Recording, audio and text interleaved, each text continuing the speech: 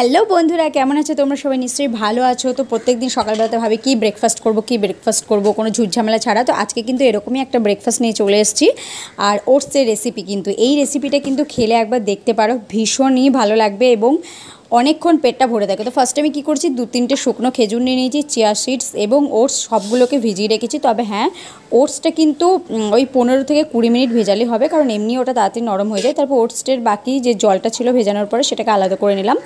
এরপর মিক্সি জারের মধ্যে সমস্ত কিছু দিয়ে দিচ্ছি, ভেজানো ওটস, কুচি কুচি করে খেজুর।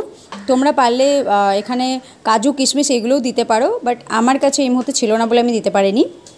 তো তারপরে হচ্ছে চিয়া সিডস এবং কলাগুলো কুচি কুচি করে দিয়ে দিচ্ছি, খেজুরটা কুচি কুচি করে দিয়ে দিচ্ছি। আর তারপরে হচ্ছে আরেকটা যেটা জিনিস দেবো, এটাই হচ্ছে মেন। এটা দিয়ে একবার খেয়ে দেখো, ভীষণই ভালো লাগবে। সেটা হচ্ছে পিনাট বাটার। বাড়িতে যদি পিনাট বাটার থাকে, জাস্ট 2 চামচ দিয়ে দেখো। এইটা যদি আলাদা না লাগে তাহলে আমাকে বলো তোমরা কমেন্টে, কিন্তু অবশ্যই জানিও, যদি এটা বানিয়ে খাও অবশ্যই জানিও যে কেমন লাগলো। তারপর সবার শেষে মিল্ক দিয়ে দিচ্ছি। এরপর ভালোভাবে মিক্সি জারে পেস্ট করে নিচ্ছি। আর এখন দেখতেই পারছো কি সুন্দর হয়ে গেছে। আর এইটা পুরোটা খেলে না অনেকক্ষণ পেটটা ভরে থাকে। আমি তো এখন রোজ দিনই প্রায় সকালবেলাতে এটা খাই। তোমরা কিন্তু খেয়ে অবশ্যই কমেন্ট করবে কেমন লাগলো না লাগলো। আর নতুন নতুন রেসিপি পাওয়ার জন্য আমার চ্যানেলটাকে অবশ্যই সাবস্ক্রাইব করে দিও, আর লাইক কমেন্ট শেয়ার করতে কিন্তু ভুলবে না। চলো ভালো থেকো, আর এটা একবার খেয়ে আমাকে জানিও কেমন লাগলো। টাটা।